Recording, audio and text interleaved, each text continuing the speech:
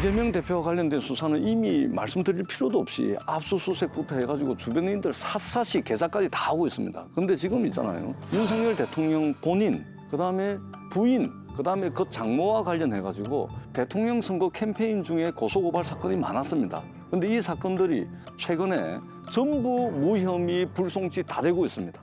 대한민국이 법치주의면 수사가 공정하게 진행이 돼야 됩니다. 이 부분에 대해서 공정하지 않다라는 문제 제기를 할 수가 있어요, 야당에서는. 예. 근데 문제 제기를 공정하지 않다고 했다고 그래서 이재명 대표한테 가 있는 혐의가 없어지는 건 아니잖아요. 그건 구분해서 봐야 된다. 그러니까 불공정을 말할 수 있지만 불공정을 이유로 이재명 대표가 소환에 응하지 않고 천막을 쳐서는 안 된다는 말씀 드립니다. 그러니까 정치인이라면은 불공정하다는 걸 인정은 하는 아니죠. 설사 그렇다 하더라도 아니 정치인 입장에서 야 나만 더러운 게 아니라 너도 더럽잖아. 저는 같이 들어가지 않으면 나 안 들어갈 거야. 이런 식의 자세가 이게 말이 됩니까 정치인이? 이재명 대표 계좌 추적은 이미 시작이 됐고 과연 소환 조사까지 갈 거냐? 소환 조사를 한다면 그거는 뭐 언제쯤이 될 거냐? 또 이재명 대표는 응하겠느냐? 이런 쟁점들이 눈앞에 다가왔습니다. 이 의원님 어떻게 보세요? 당연히 응하지 않죠. 예. 저는 시기는 한 뭐 검찰에서 소환을 한번 시도해 보는 거는 예산 전국이 끝난 한 12월 중순쯤으로 예측을 해볼 수 있을 것 같고요. 예산 정국은 끝나야 됩니까? 예산 전국은 끝나야죠. 예산 전국 여당 입장에서. 여당이고 야당이고 내년도에 준예산 편성해서 할 수는 없지 않습니까? 예, 예. 그래서 예산 전국이 끝나면 한 12월 중순께 이제 소환을 시도할 텐데 당연히 뭐 응하지 않겠죠. 안 하면 체포동의안을 국회에다 제출할 텐데 그럼 그 체포동의안을 민주당이 반대하느냐 찬성하느냐 여기에 따라서 방탄정당이 되느냐 아니면 진실을 향해 가는 정당이 되느냐 그 기로에 서게 됩니다. 어떻게 할 것 같습니까? 저는 민주당 의원님들이 일단 당대표를 내려놓고 지금 사법 리스크가 있으니까 그게 당에 그대로 전이가 된다. 그러니까 무혐의를 입증하고 다시 당으로 돌아와 달라. 라고 설득해라. 나 설득하고 그리고 체포동의안 찬성하는 게 저는 옳은 길인데 뭐 기존에 뭐 여든 야든 그렇게 하지는 않았습니다. 설득하실 거예요? 그러니까 타이밍까지 다 특정하시지 않습니까? 예산 끝나고 난 뒤에 타이밍까지 특정을 하세요. 뭐 내 말 듣고 검찰이 그렇게 하면 내가 엄청 대단한 사람이지. 그러니까 저 사실은 이제 이양수 의원님 하면은 윤석열 대통령의 복심 중에 복심 아닙니까? 아 그래요? 아니 저도 모르는 사실을 처음 알았네. 대통령 선거 기간 중에 대변인 하셨잖아요. 사실은 그때는 수석 윤핵관 대변인이죠. 맞으셨어요. 아 선거 때는 내가 수석 대변인이었기 때문에 윤핵관 맞는데 권력의 핵심은 인수인데 제가 인수위를 못 갔잖아요.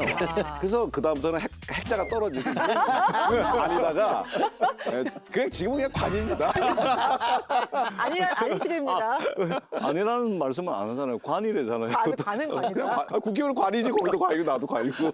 저는 이재명 대표 소환은 불가피할 것이라고 봐요. 이 대표는 응하겠습니까? 응하지 않죠. 저는 역시. 근데 응하지 않을 가능성에 더해서 이 대표의 계산 속으로는 지난주에 그 최고위원회 끝나고 했던 발언을 보니까 강경 투쟁할 것 같아요. 아, 쇼다. 네, 강경 투쟁할 것 같아요. 연기도 못하는 쇼다. 뭐 그렇죠. 이런. 강경 해볼 테면 다 해봐라. 다 이런 해봐라. 이야기인데 털어봐라. 강경 투쟁한다는 건 뭐냐면 국회의사당 그 마당에다가 이제 천막을 치고 농성할 것으로 보여요.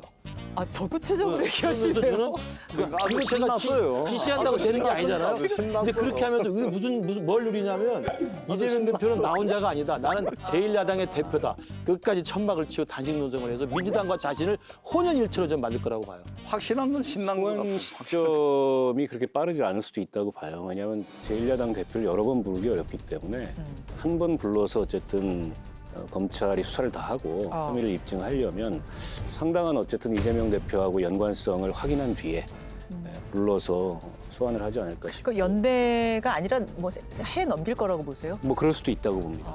그리고 뭐 소환에 응할지 안 할지야 그때 가봐야 알겠죠. 민주당 내부도 굉장히 복잡할 것 같은데 그러나 만약 이제 소환에 응하지 않음으로써 체포 동의안 같은 게 국회로 온다. 그러면 민주당이 정말 실험대에 오르게 되는 거죠. 자, 전 의원님의 이제 얼굴을 딱 클로즈업 해주세요. 그래서 사실 그런 상황이 안 오기를 뭐 민주당은 바라고 있겠지만 아니요. 할 가정은 겁니다. 그거 안 할 거면은 이런 식으로 피의 사실 막 공표하고 이런 식으로 막 전방위적으로 수사를 하겠습니까?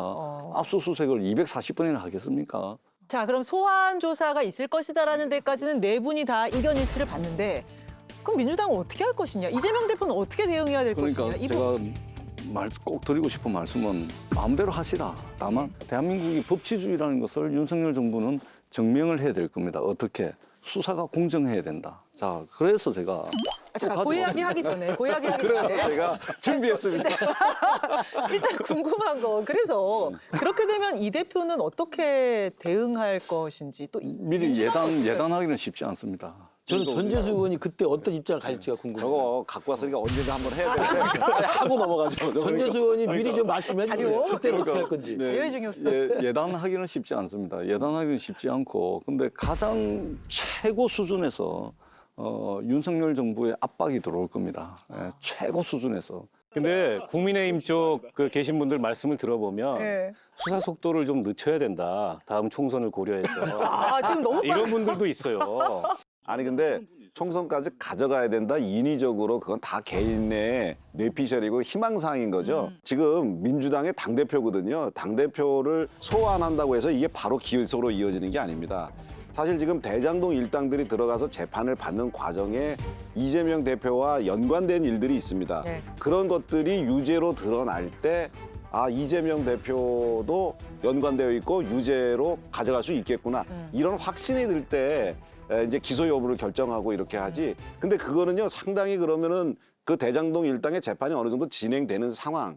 그거를 보고서 결정할 거기 때문에 그 기소 시점이라고 하는 것은 그렇게 빠르게 올 수가 없는 거예요. 그럼 총선 때까지 질질 끌는 게 맞겠네요. 진짜 끄는 건 아니고 아니 그게 자연스럽게 그렇게 될 가능성이 있는데 그래서 제가 재차 민주당한테 말씀드리는 게 뭐냐면 네. 이재명 당대표와 지금 민주당의 고리를 끌어내지 않으면 민주당이 공당으로서 그 역할을 하기에 상당히 어려워질 수 있다. 지금 요 얘기만 한 5번째 하고 계시는데. 그래서 제가 준비했습니다. 기장의 무기. 이게 굉장히. 너무 많아요. 자료가 정말 이게 다 읽으려면 밤을 샐 정도인데. 좀 압축해서 엑기스만. 이런 겁니다.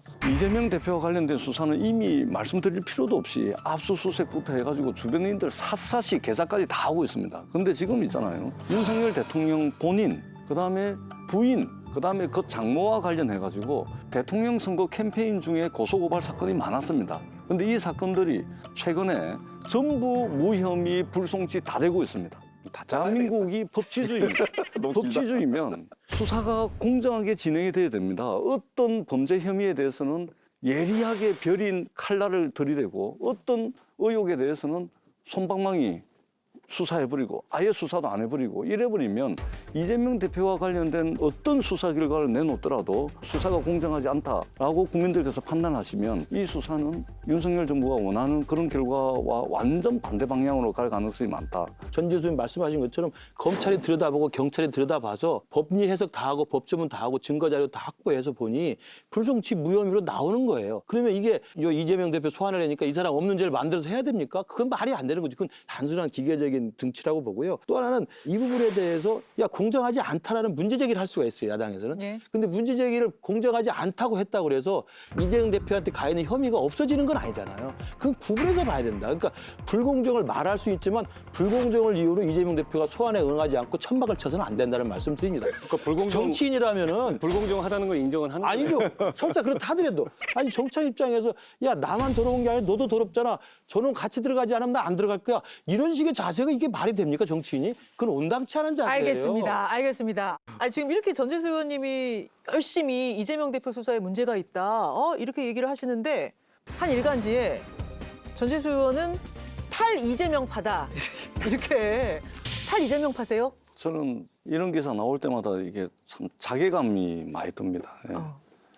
한편으로 불쾌하기도 하고. 어허. 왜 그러냐면 제가 부산에서 3번 떨어지고 4번째 만에 당선된 사람입니다. 맞습니다.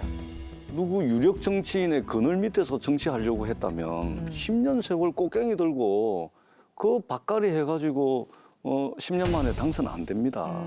그래서 저는 전재수라는 이름을 걸고 정치를 하는 사람이지 뭐 친명계다, 친문계다 이런 거 아주 싫어합니다. 이분은 친입니다. 굳이 친이양수. 지금 이제 저 일간지에서 쭉 이름을 언급한 분들 하나하나 제가 확인은 못했습니다만 민주당 일각에서 좀 냉정한 목소리가 하나둘 나오는 건 사실입니다.